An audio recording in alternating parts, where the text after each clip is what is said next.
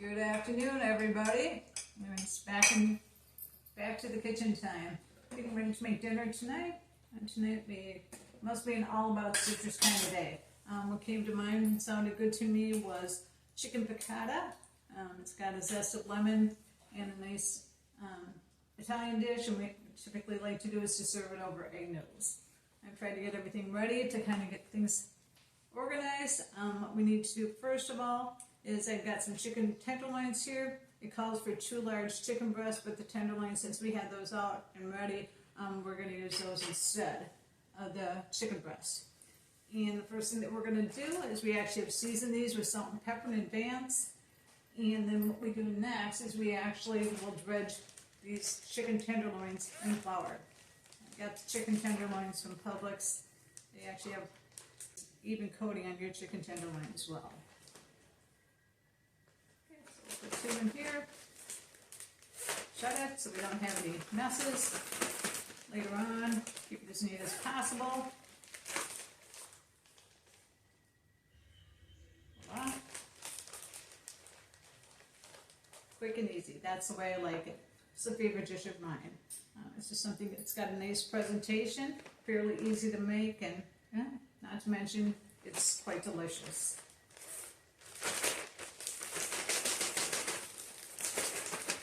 And again, what we do first of all is seasoned the chicken tenderloins or chicken breast, whatever it is that you decide to use. Season those to taste with salt and pepper and garlic powder. And then 2 pounds of chicken breast. What I read is actually about half a cup of flour for dredging. Okay, just gonna let my frying pan heat up a little bit. You want to cook this over a medium heat. And what I've added to the frying pan is 4 tablespoons of butter and a tablespoon of olive oil. So it's all the things that make it taste good, right? I think any meal with butter is going to be a good meal. So here we go. Over here to where the pan is heating up. Got a nice size. We'll start out with 4 in this batch, and after about 5 minutes, what we'll do is we'll actually flip those over and put in the next batch. So far they're looking and smell delicious. Looks like the timing is good. They got it at kind of a medium heat, not too high because these ovens tend to heat up pretty quickly. And another couple minutes we'll be flipping over and doing the other side.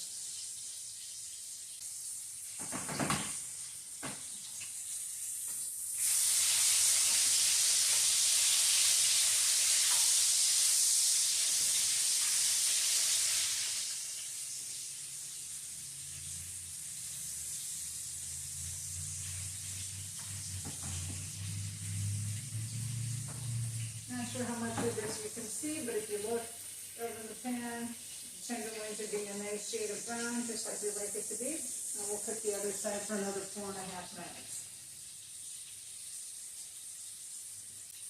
Wanted to go kind of over some of the ingredients that we're using in today's recipe. Again, for the chicken tenderloins, I used 2 pounds of those. The recipe does call for 2 pounds of chicken breast. However, as I said earlier, we had the chicken tenderloins. They were actually ready to use, so for convenience sake, we just stuck with that.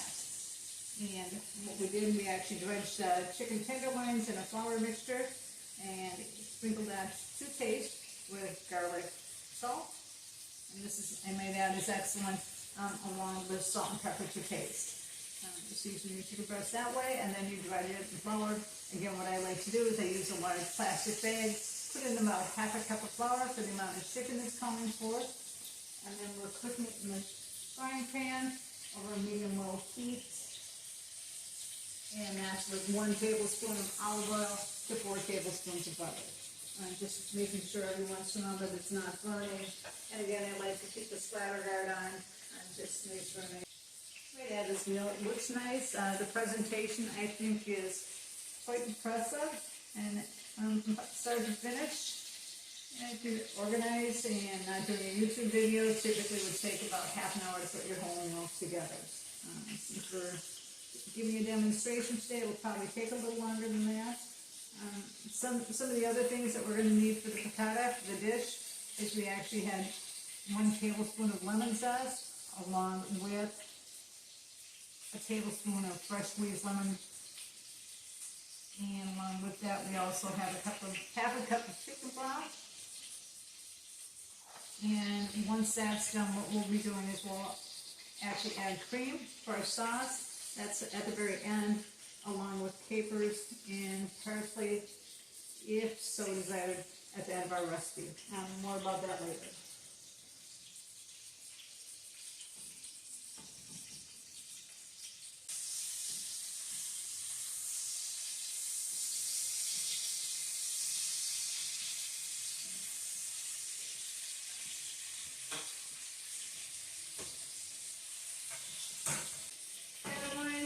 Move on to our next batch. Without further ado, here we go.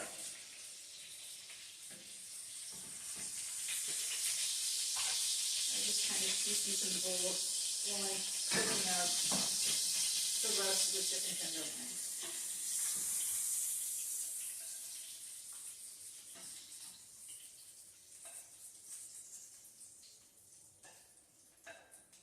As you can see, on the first batch, they're nice golden brown, seasoned nicely, and now we'll actually put together our next batch. Frying it the same way, same amount of cooking time. Again, we're looking at about 4 to 5 minutes per side. These are fairly thin, so they cook up pretty quickly. Once again, we'll put the splatter guard back on it. Take a quick peek at the bottom of these tenderloins, see how that's coming along.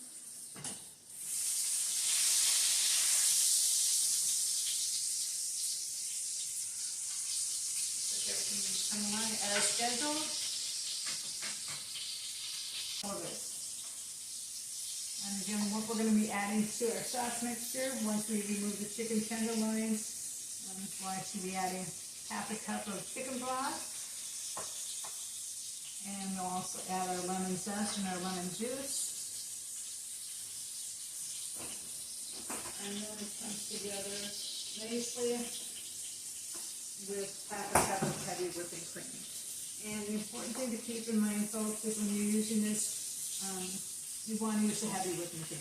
Light whipping cream isn't going to work, half and half. It's just not going to do it. It doesn't have the same thickening products. Just go for it. It's one of those things that you just have to enjoy fully. Okay, time's up. We're going to check on our chicken tenderloins. Hopefully they're gone to perfection. Moving on nicely here. We're going to keep those little brown bits of chicken in the pan, having these delicious with flavor. Smelling good. Don't you look forward to the time when, and I'm sure it's out there somewhere in technology, when we can actually cook a meal, seeing something on television, or see something on their phone that looks so good you can almost smell it. Maybe at some point they'll actually add something onto our phone or our TV, where we can actually set something so we can actually smell the aroma of some of these foods and beautiful flowers and all the things that smell good in their life. Anyways, I don't know if that happened in my lifetime, but I'm guessing at some point, some of the people in my world may have that luxury. They probably out eating all the time. I love food. It's kind of my thing.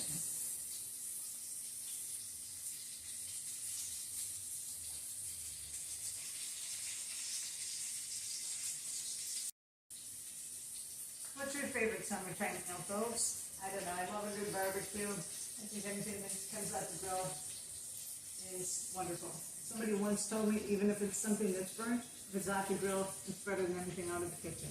Anyway, some of your thoughts. Chicken tenderloins. That's to make sure so this can smell quite delicious. Okay, well, they're entering.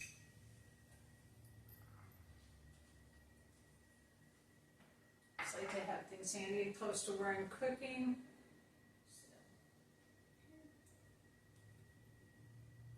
Ready to add the lemon juice to What's left in our chicken pan. We got some nice little brown bits of the chicken. Add to the flavor of the sauce. I'm going to go ahead and add this now. You're going to use half a cup of chicken broth. So it's just weird. This food always tastes better when it sizzles like that. I don't know. It's probably just a personal preference. Kind of comes to mind, I guess, when you're out in a Mexican restaurant eating fajitas. Don't you love the sound of a sizzling pan of fajitas coming your way? I know I do.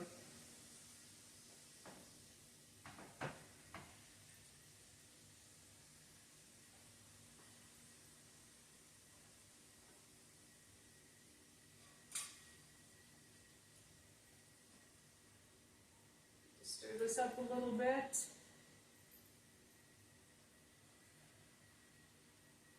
We'll be adding our lemon zest and our lemon juice to the chicken broth. And the remains of what was left after frying up the tenderloins. I'm going to stir that up nicely. Make sure you get the zest in there. That gives it that little bit of tartness, which makes this recipe kind of special, in my opinion. You'll enjoy it. Just cook that up. Kind of loosen up those brown bits from the bottom of the pan.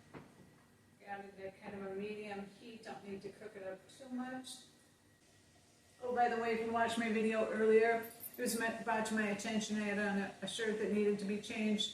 Anyways, so if you notice I had a different shirt on than earlier today, it's not your imagination. It really did happen.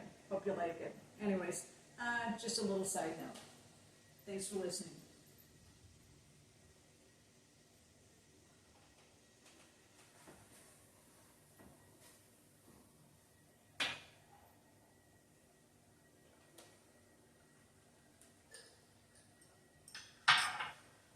I mentioned that this recipe calls for capers. It's actually the only recipe I've ever used capers and ever used a recipe for. I'm not exactly sure what they do, if they really add flavor, texture. I'm not sure what, but they're cheap enough. A bottle of these, even at Publix, is probably $2.50. Just as a nice touch, it makes it look kind of fancy, I guess, when it's all said and done. So, anyways, that's the story of the capers. Since we only use half a lemon for our sauce, we're going to cut this up just in wedges so that we have a nice garnish for our meal tonight. I don't know. It just, again, it's all about presentation, even when you're just cooking for people you care about.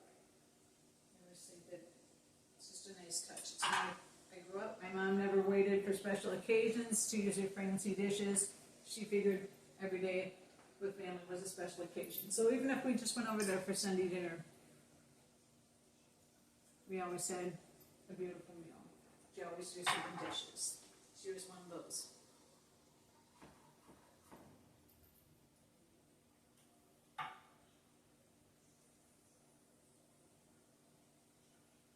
Okay. This recipe calls for 2 tablespoons of capers. I'm going to be honest with you, as you saw, I didn't measure anything out. Just kind of winging it today. It was about a third of the jar was left. Just going to go with that. Last measuring cups for liquids. I still kind of stick by that rule. Getting it down, looking at it eye level. Looks like we've got half a cup right there. Ready?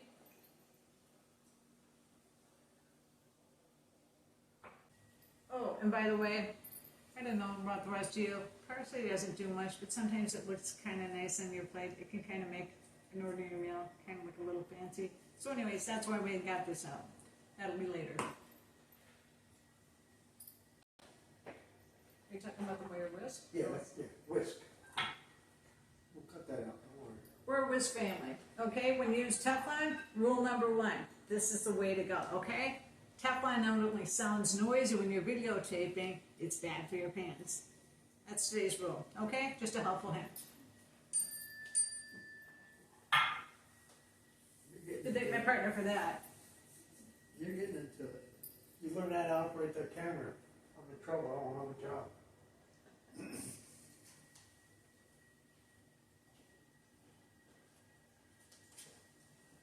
Okay, folks. Okay, wait a minute. We're getting close. Hold on. Start again. Okay, folks. we're getting near the end. Just added our whipping cream, and again, that is heavy whipping cream, which is the only way to go, even if you're not Pauline. So to that, we added that to our chicken drippings. We're gonna cook that up so it gives us a nice sauce. And add that in kind of just a medium-low heat. Bad. Recently sanitized probably 10 times a day. Anyways, that's where that's at.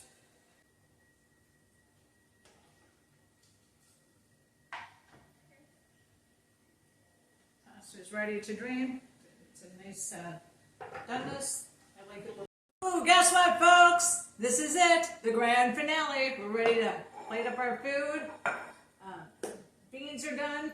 Pasta's ready to be served onto the plates. I'm gonna get the chicken ready and dish that up. And for my personal preference, we're gonna do the parsley thing. Again, it looks pretty. So here we go. Thanks for hanging around. Don't like to touch hot pans. So first of all, we're gonna actually start with the pasta. We're gonna get that out. And again, since we made a cup of pasta, I'm going to divide this up into equal portions. Might give myself a little bit more because maybe I'm more hungry than Ed. Maybe not. No, I won't do that. But it was a nice thought.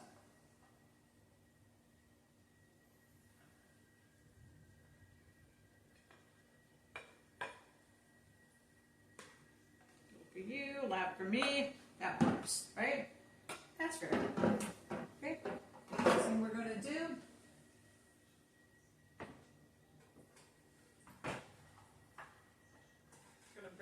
Actually my plates actually over to where the chicken is. I think that's a little less messy.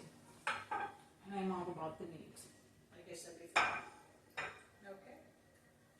So the chicken tenderloins, I think a good start would be to go with 2 chicken tenderloins each. Folks, I'm not kidding. This is cooking at its best. Almost go so far as to say if you don't like it, money back guaranteed, but that may be a video for another day. Anyways. I guess the proof will be in the empty plates. I'm going to add a little bit of green beans for everybody. I'm going to add this with the slotted spoon. Do that. For a nice presentation, I believe. It's all about the color. Makes things pretty, doesn't it? On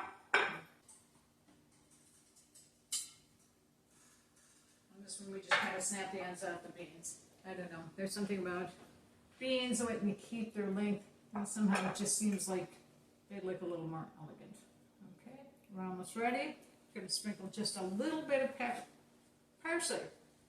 Parsley, yes, parsley. Over the egg noodles, just a little bit for that added color. And I believe we are ready to go.